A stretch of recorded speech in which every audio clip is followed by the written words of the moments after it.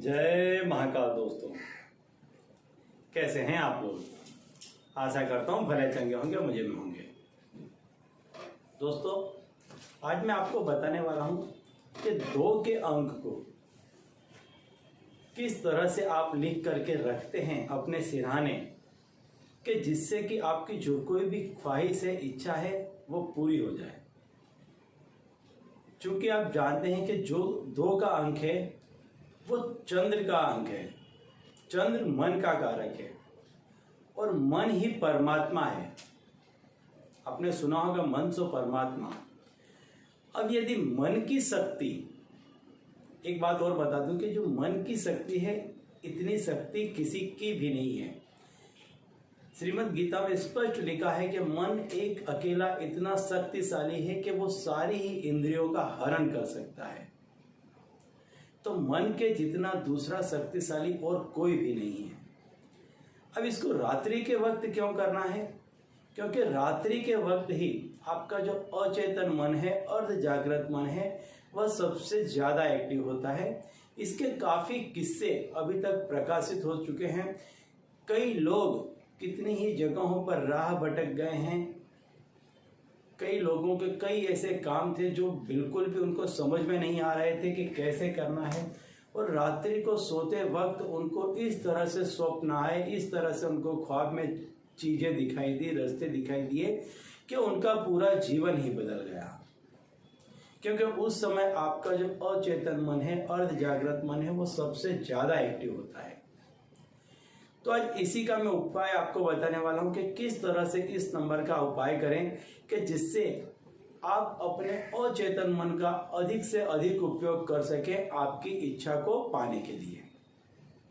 तो दोस्तों, यदि आप हमारे चैनल में नए हैं तो मैं आपको बता दूं कि हम इस चैनल के माध्यम से हमारे प्राचीनतम ग्रंथों में छुपे हुए कई ऐसे गूढ़ रहस्य हैं जिसके बारे में जानकारी प्रदान करते हैं। अंक शास्त्र, ज्योतिष शास्त्र, तंत्र मंत्र, टोने टोटके, व्रत, त्योहार, पूजा विधि, इन सब के बारे में भी समय समय पे जानकारी प्रदान करते रहते हैं। तो यदि आप भी इसी तरह की जानकारी में रुचि रखते हैं तो अभी हमारे चैनल को सब्सक्राइब कर लीजिए, क्योंकि आगे भी हम इसी तरह की जानकारी इसी चैनल के माध्यम से आपको देते रहेंगे। तो चलिए दोस्तों, बताता हूँ आज का उपाय कि इस उपाय को आप करेंगे तो आपकी जो कोई भी इच्छा होगी वो पूरी हो जाएगी। जैसा कि मैंने बताया, जो 2 का अंक है वो चंद्र का प्रतिनिधित्व करता है। चंद्र का अंक माना जाता है।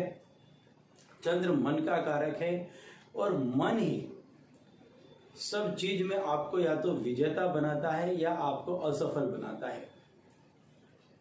क्योंकि आप तब तक नहीं हारते किसी भी चीज से जब तक आप उस चीज से मन से हार स्वीकार नहीं कर लेते।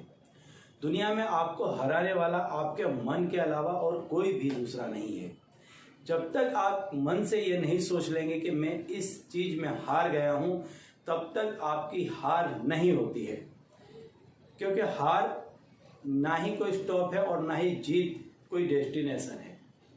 ये एक लगातार चलने वाली प्रक्रिया है। जब व्यक्ति मन से सोच लेता है कि वो हार गया या जीत गया, उसी समय वहां पर वो रुक जाता है। तो कहने का तात्पर्य है कि आपका जो मन है वही आपको हराता है और जिताता है।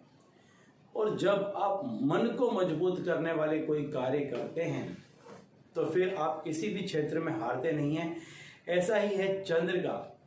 चंद्र ही आपके मन का कारक है। यदि ये मजबूत होता है तो ऐसे व्यक्ति का मन काफी मजबूत होता है और ये हर किसी कार्य में विजेता बन करके निकलते हैं।